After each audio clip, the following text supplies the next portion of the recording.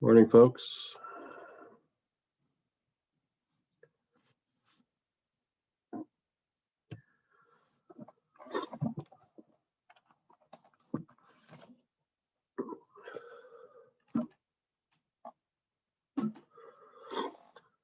I'm just going to go through and give a sort of outline on 6.1 stuff, maybe do a couple examples, then I'll take some questions if that works for you guys, unless you have a question right away.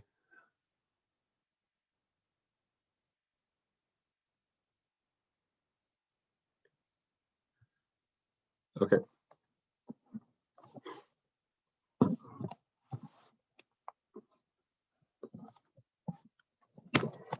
So we've seen integration to find areas under curves, and I'm just going to kind of go through that real quick again. So if you have a function, we want to find the area under that curve from A to B. I take a bunch of rectangles,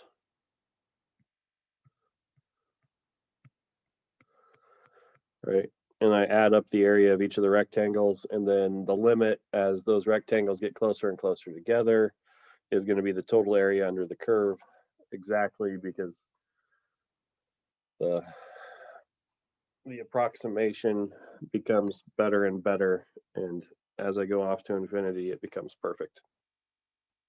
Okay, so let's kind of do that same concept with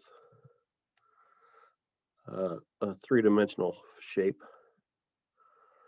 And the first one that I want to do is just a rectangular solid.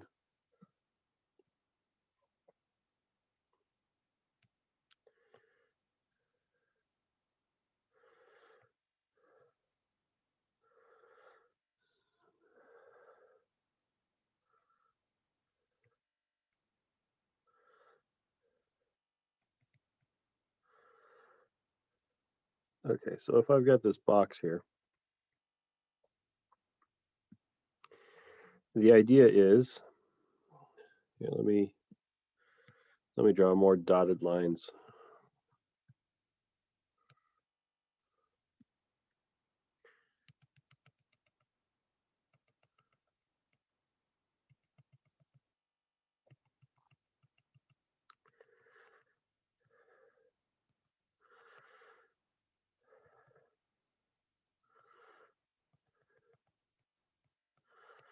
Okay, so I have a box, and in the XY plane, I've just got this front side of it.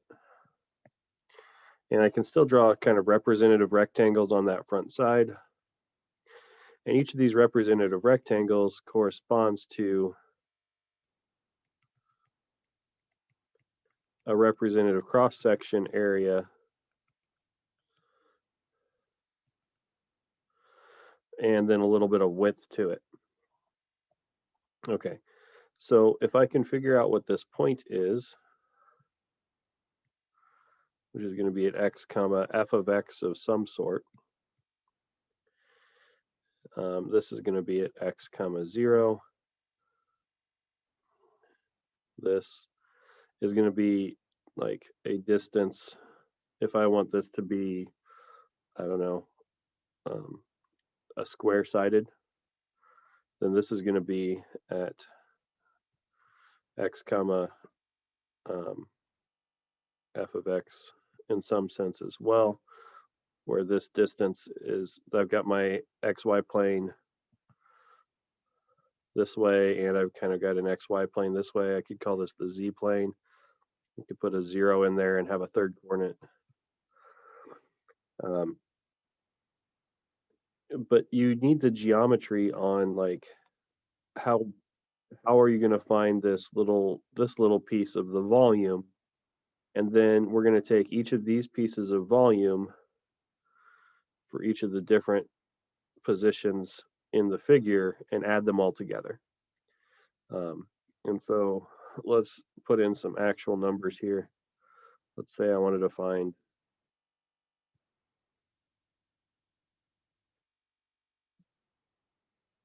volume of a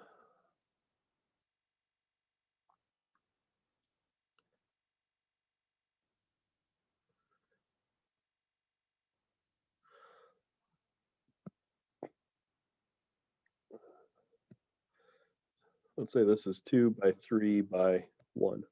So we know this volume is going to be 6, just regular geometry wise. But let's set up an integral and see what happens here. Okay, so one of my little cross sections, I'm going to have coordinates here. This is going to be at x comma 2, be at x comma 0. This thing's always going to be 1 deep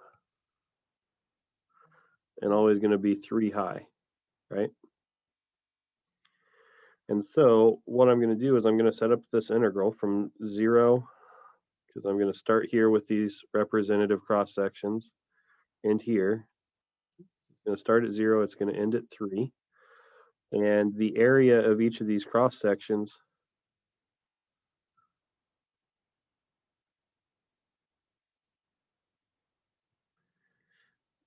is going to go in there, and then I'm going to have the dx for the width of one of those cross sections, so that I'm actually adding up little bits of volume. And so this is going to be the integral from 0 to 3. The area of that is a 1 by 3. Sorry, no, this is too tall, right? 2, 1 by 2. The area that's going to be 2 dx, and then I'm going to get the integral, which is 2x evaluated at 0 and 3, which is 6 minus 0 is 6. Which is good that the area doing the calculus comes out the same way that we do at the geometry. Okay, let's do another one which is not quite so simple to find cross-sectional areas. So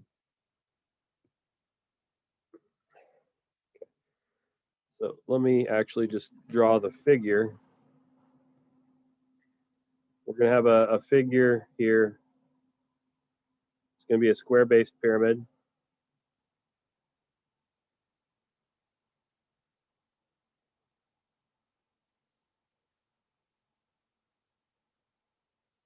Okay.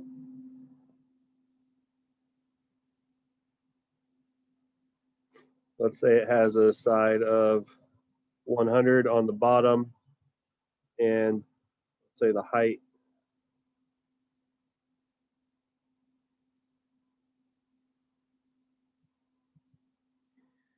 let's say that's also 100.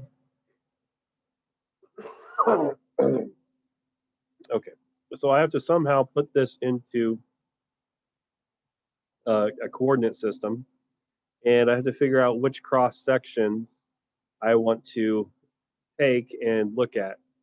Okay, so if I draw a cross section, if I think of these as maybe one of the axes, and this is one of the axes, and a vertical axis, I can draw cross sections parallel to any of the planes. I can draw, say this is X, this is Y, and this is Z. And the XY plane, if I take a cross section that's parallel to that,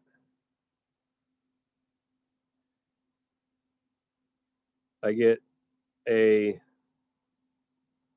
rectangle, right? Actually, probably a square, because I told you it was a square-based pyramid. So I get a square.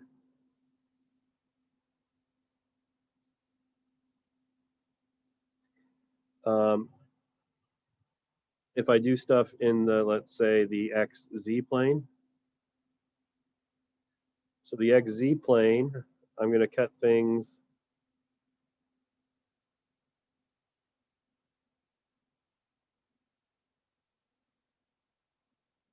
this way, and I'm going to get a trapezoid.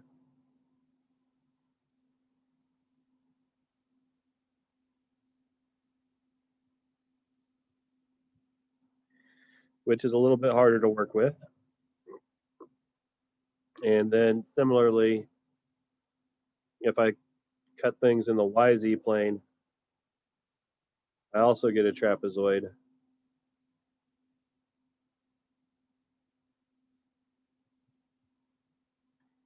Because if I just slice straight down through here with a knife, right, I get sort of that trapezoid shape as my cross section. Okay, of these, these aren't as easy to work with, so I'm going to try and go with the square cross section. Okay. So this is the one that I want to work with.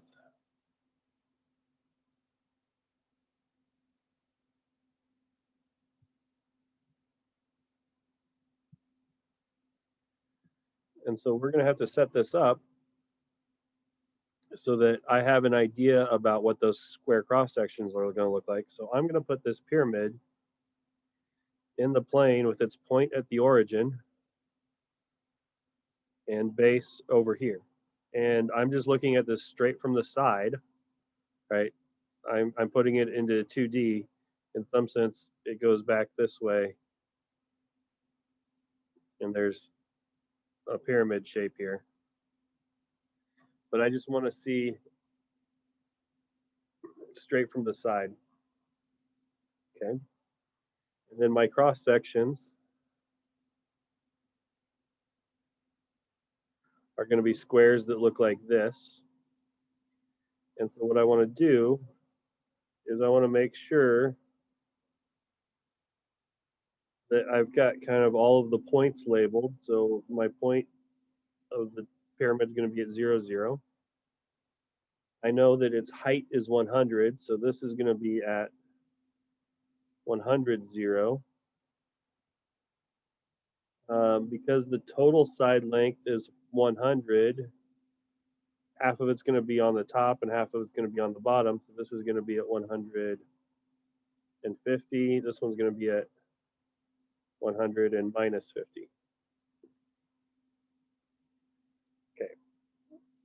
So that kind of sets up the boundary points on my figure. I still want to kind of get my representative rectangle labeled so I can figure out what the area of one of these cross sections is. Okay. So here I'm going to have x comma something, and we're going to have to do some algebra to figure that out. And this is going to be x comma negative, whatever that something was. But we're going to have to do some algebra to figure out what the equation for this line is, because that's the line that this point falls on.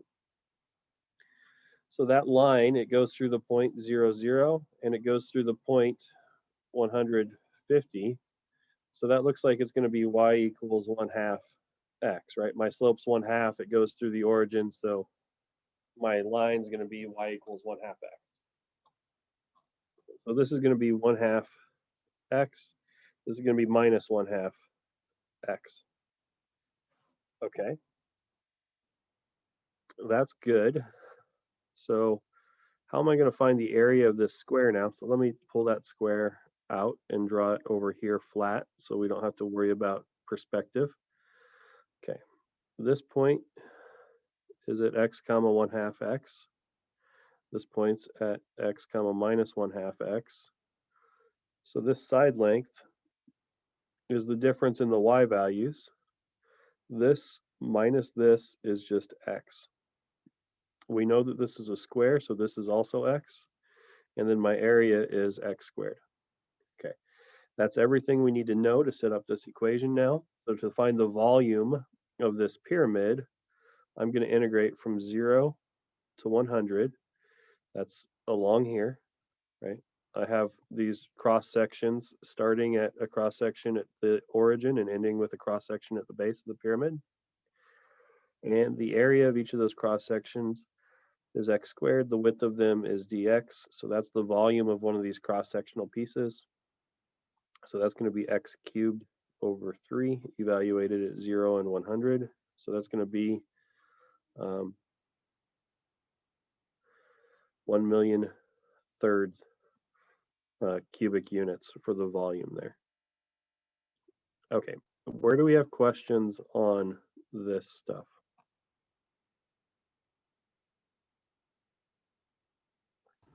So where did the final integral come from? Like from the x squared? Like where did that come from 1/2 x? Like where did the 1/2 x come in? The 1/2 x came in from, so I want to know how far it is from here to here, right? Because that's going to give me the side length of the square. And so to get that, I'm going to take 1/2 x, which is the y coordinate up here, and I'm going to subtract the y coordinate down here to find the distance between this point and this point.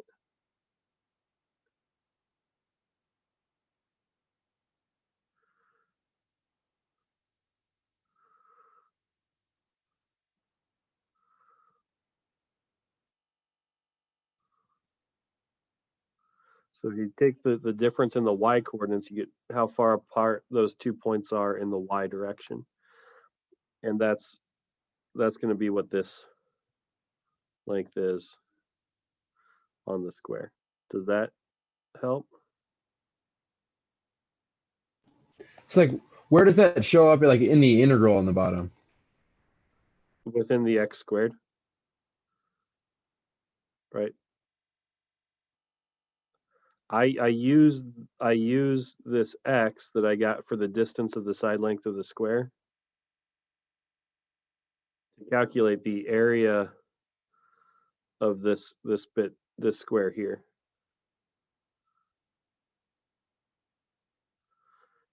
Oh, okay. Okay. I'm not actually integrating the function itself. I'm integrating something related to the function. Okay.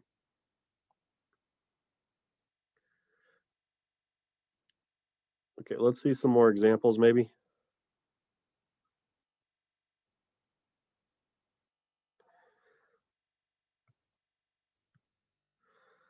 Yeah, let's say I've got, here's the square root of x. I don't like that color at all.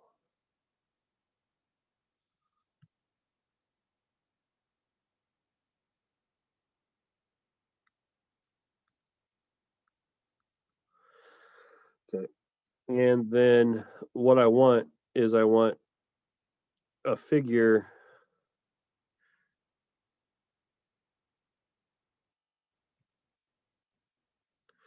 whose cross sections are hemispheres, half circles.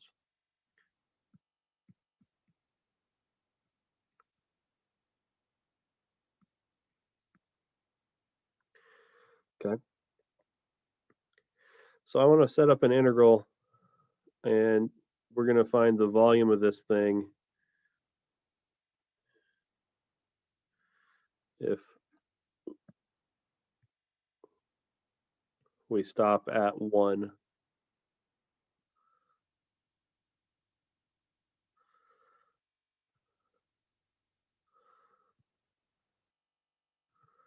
So these would keep going, but we're going to stop at 1 here.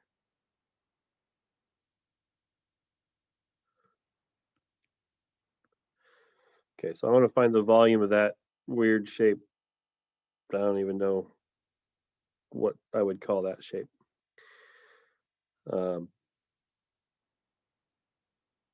But we're good with what volume I'm trying to find.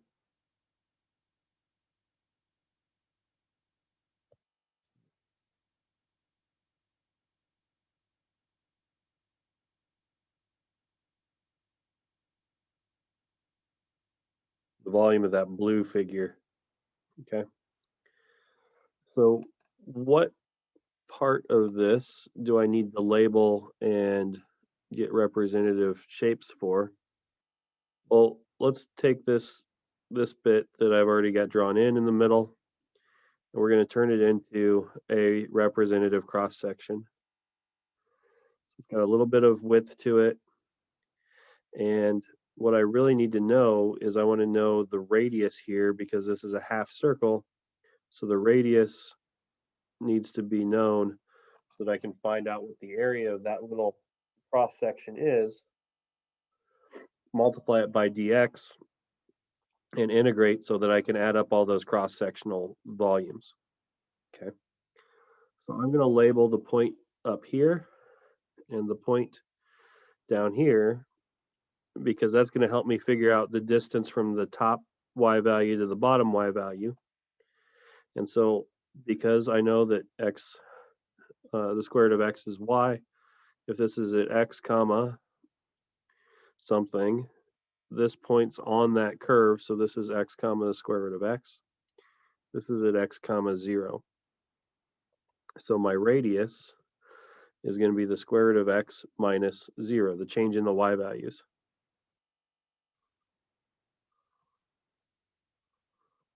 Which is the y at the top minus the y at the bottom. So the area of a cross-sectional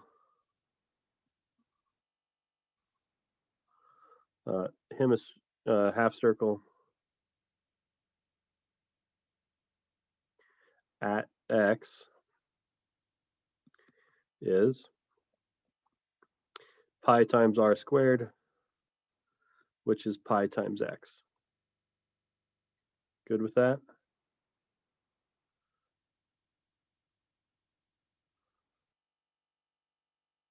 Okay.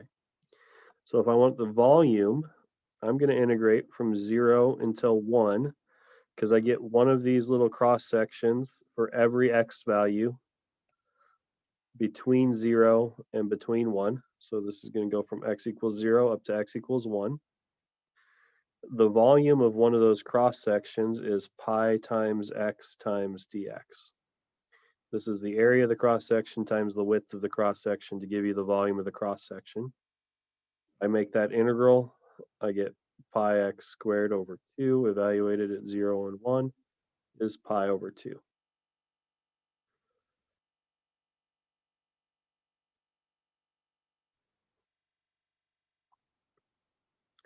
So the volume of this blue figure is pi over 2 cubic units.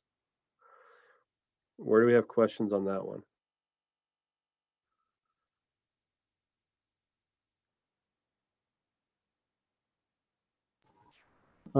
How come after the integral was evaluated, it's only in square units? It's not, right? Each of the r's is a unit, right? So this is already in units squared. Oh, okay. So this is in units squared, and then this dx is in units for units cubed.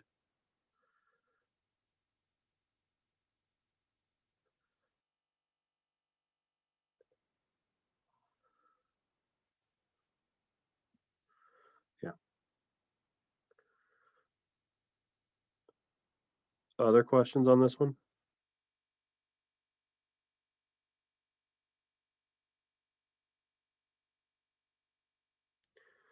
Okay, let's pull up some of the questions from here.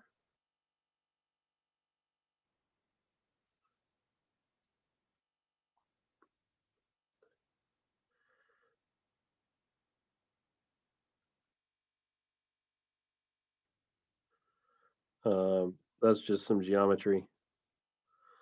Because it's a fifth, it's going to be a fifth as tall, and it's because you're going to subtract 6, so you're going to get 6 units down. I'm not going to do that.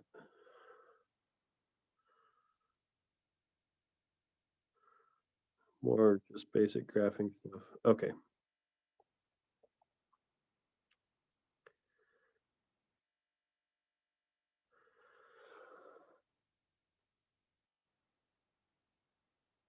Okay, so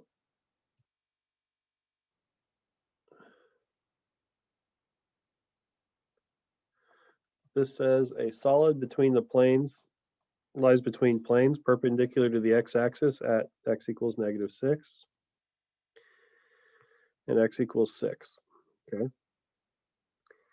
The cross sections perpendicular to the x-axis are squares. So that means if I draw my cross section in here perpendicular to the x-axis,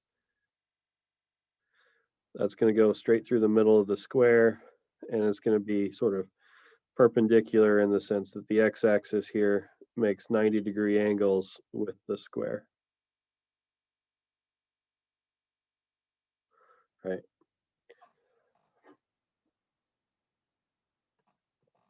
And then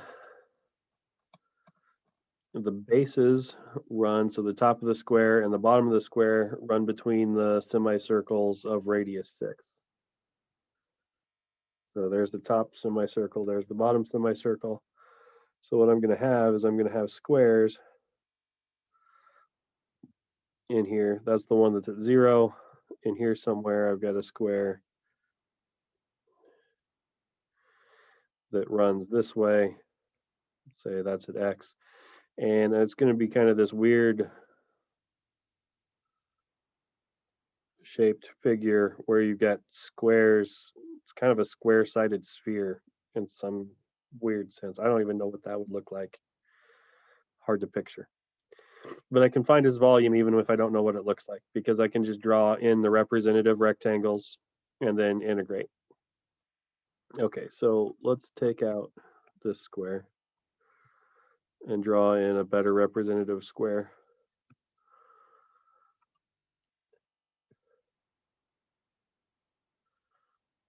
Okay, I'm going to pick this guy to be my x value. To figure out this square, which I draw in here. So this, I need to figure out the height of it.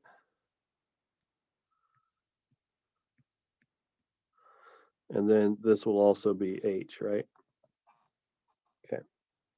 So to figure out the height, I would like to know what this point is and what this point is, but we're told that this point is at x comma the square root of 36 minus x squared. This one's at x comma minus the square root of 36 minus x squared. So the height of the square is this y coordinate minus this y coordinate. Take the top y coordinate minus the bottom y coordinate. You figure out how far things have changed in the y direction. So that's going to be 2 times the square root of 36 minus x squared. This is the side length of the square at x. Okay, so the area of the square at x is that thing squared is going to be 4 times 36 minus x squared, which is this squared, right?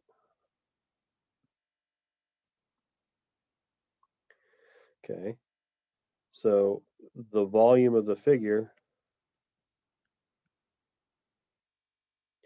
is going to be the integral. Where do I start getting squares? I start getting squares at -6. I stop getting squares at +6.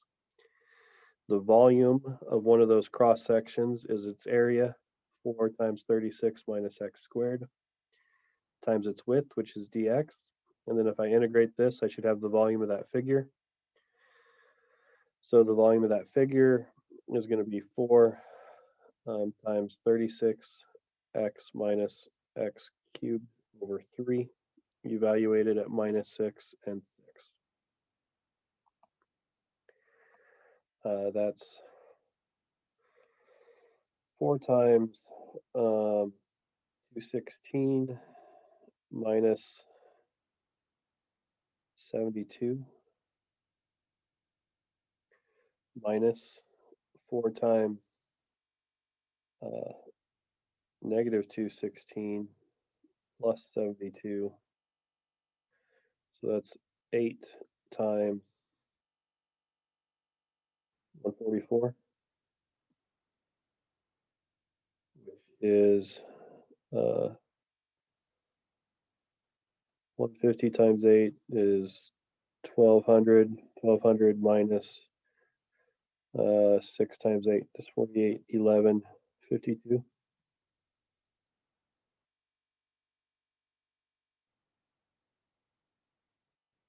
I hope I did my arithmetic right in my head. Questions on that setup, though?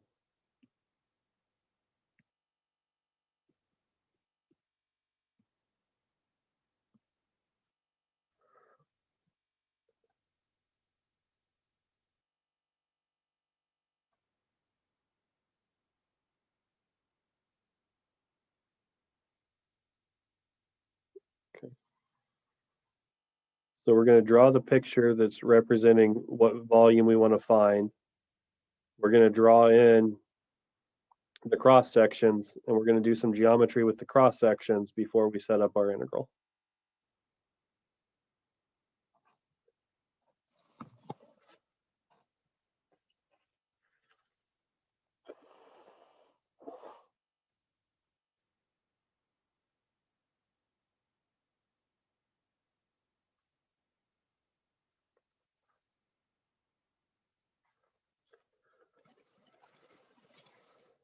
Okay, let's try this one.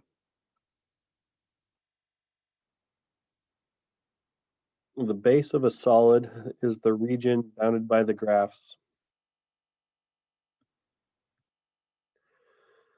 y equals 6 times x. So there's y equals 6 times x. Y equals 12.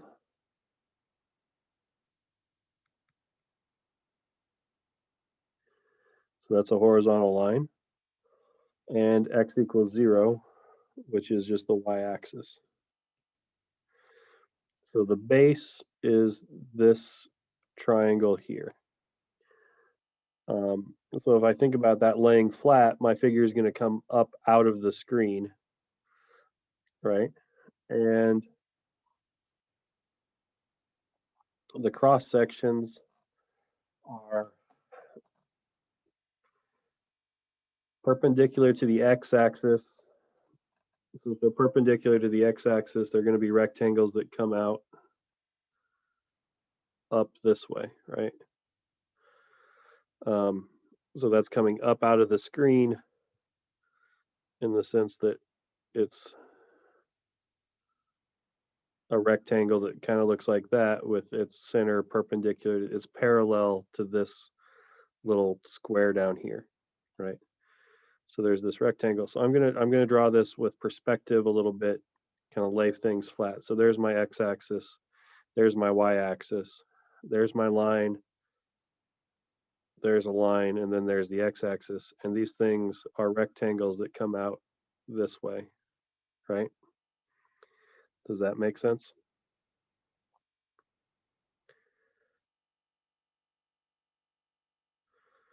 These should be more parallel.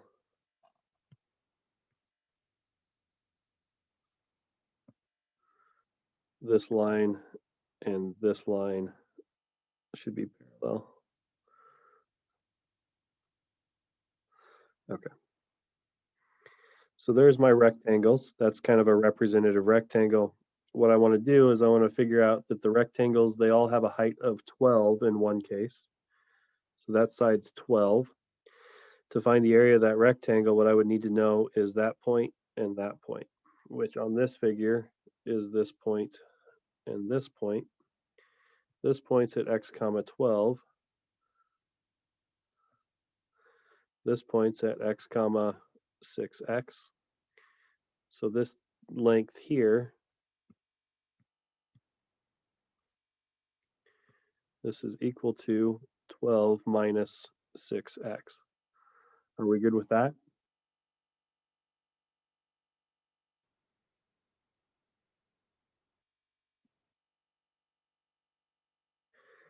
And then it's height 12. So the area of this rectangle is 12 times 12 minus 6x. So the volume of the figure will be the integral. Well, where do I start getting these? I start getting them at x equals 0. I stop getting them at this point where they cross. This point where they cross is the point where 12 is equal to 6x, which implies that x equals 2. So this is at 2 comma 12 is where that point is. This one's at 0, 0. This one's at 0, 12, right? So I will go from x equals 0 to x equals 2. I will integrate 12 times 12 minus 6x dx, because that's the volume of one of the cross-sectional guys.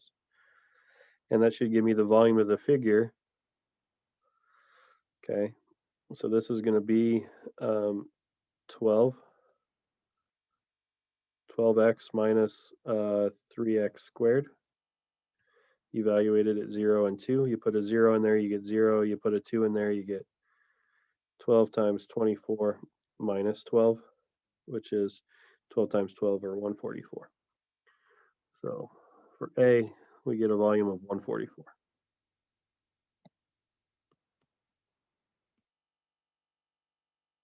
Okay. For B, the rectangles have a perimeter of 60. That means their height's going to be different depending on what they're what their base is. I have the same picture, only this value is different for B, right? So let's draw that picture again. Let's draw it laying down slightly.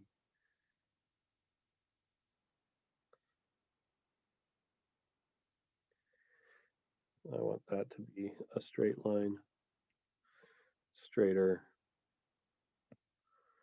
Okay.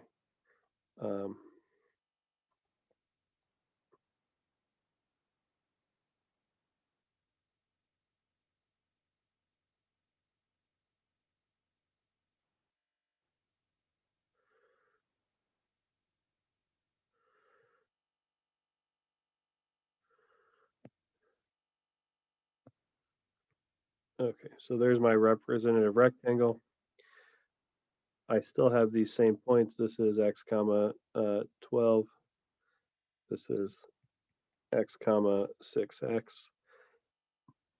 So this side is still 12 minus 6x. We want the perimeter to be 60. And the perimeter is all four sides. So this is the height. That's going to be, so 60 equals 2h plus 2 times 12 minus 6x, right? And if I know that 60 is equal to that, I can figure out what the height is. I'm going to divide everything by 2. 30 equals h plus 12 minus 6x. So h equals 18 plus 6x. Subtract the 12, get 18, add 6x over, h stays on that side. So there's my height. My side is that, my height is that. That means the area of a cross-sectional rectangle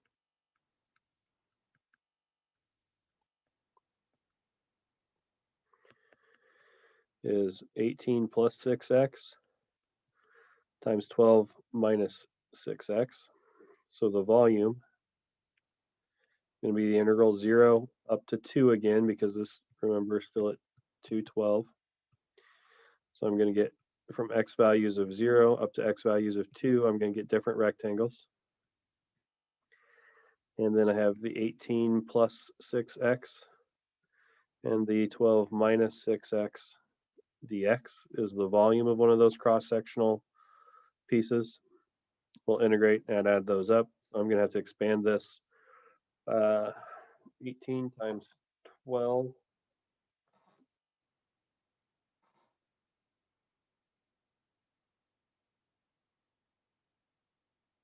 is going to be 216 maybe.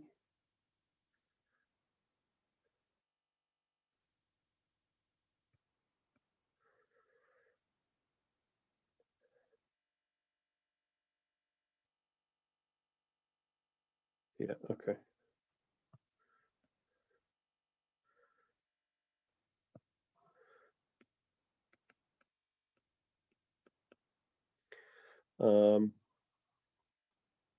I will have minus the 36x, because that's 18 times a negative 6 and an 18 times or 12 times a positive 6, so that's a difference of 6 times 6x, and then minus 36x squared dx. I get 216x minus 36x squared over 2 minus 36x cubed over 3. Evaluated at 0 at 2. 0 at 0 at 2. This is 432. 18 times 4 is 72. 12 times 8 is 96. So 432 minus 72, take away 32, then we take away 40. So 360 minus 96 would be 264, I think. That was a lot of arithmetic in my head. Okay. Questions on that one?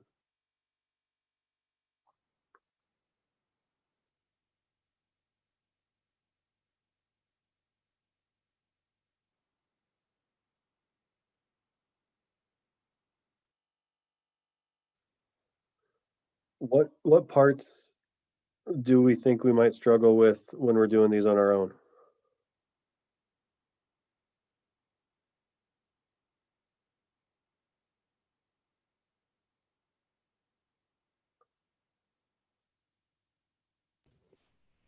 Maybe realizing what exactly we have to take the integral of, like knowing when to do it, I guess.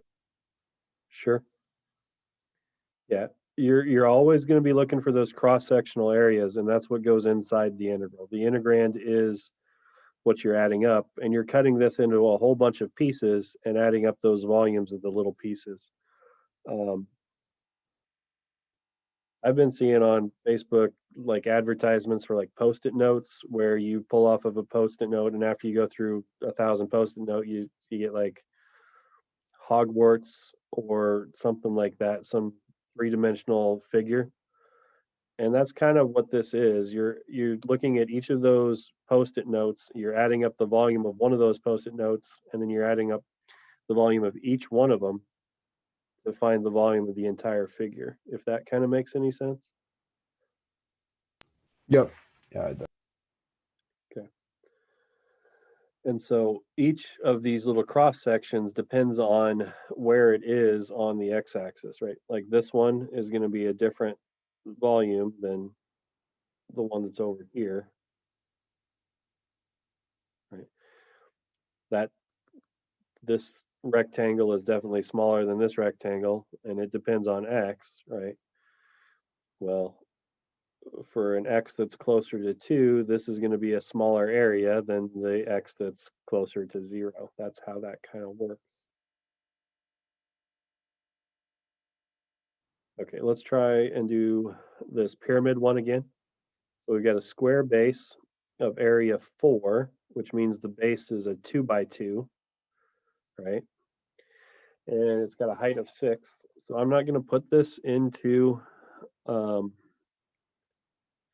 coordinates. I'm going to try and do it without coordinates here. So this is a 2 by 2. It's got a height of 6. And so what I want to do is I want to take a square cross section because squares are easy to work with usually. So there's the cross section that I want to work with. And the basic integral is I'm going to integrate from 0 up until 6 because I'm going to get a cross section for every different height of this pyramid. If I cut the pyramid at each different height from 0 to 6, I get a square. And then I need to put the area of that square in there, area square, and then multiply it by dx to get the volume of that little cross section, add those all up, and I'll be good to go, right? So somehow I need to figure out what the width of that square is at a given height. Well, when h equals 2, the side length of the square, sorry, when h equals 0, the side length of the square is 2. And when h equals 6, the side length is 0, right? And these are linear. So this is going to be a linear function that contains the point 0, 2 and contains the point 6, 0. So this is going to be that s is equal to 2 minus h over 3. I put h equals 0 in there, I get 2. I put h equals 6 in there, I get 0. So this is my linear function that relates the height to the side length. And so this area, that's going to be from 0 to 6. That's going to be the side length of the square squared. And then dh, because I'm actually doing this stuff in terms of h, right? So I can do this either by substitution or by foiling it out. I think foiling it out when it's just 2 is maybe the easier thing to do. So 0 to 6, 4 minus 4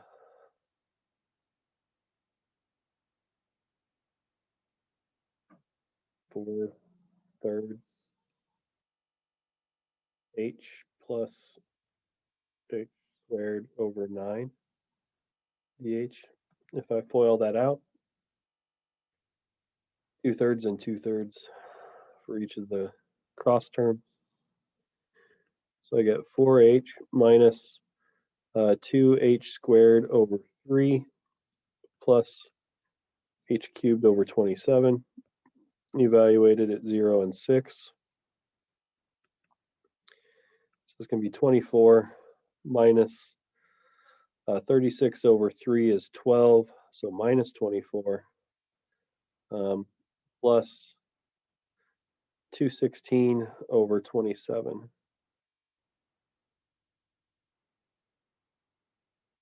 which that should go in there evenly. This is 6 cubed over 3 cubed. That's going to be 2 cubed is 8.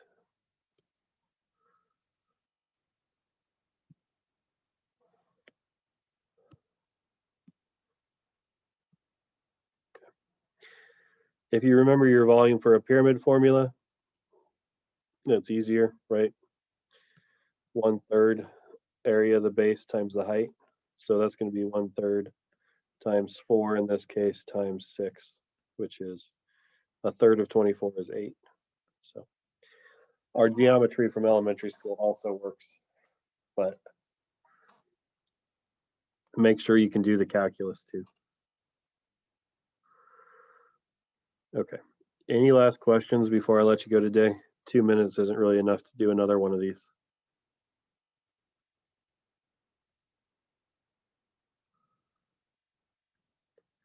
All right. Make sure you're drawing pictures and trying to label your pictures. That's going to be a big key to doing these. Come with questions on Monday.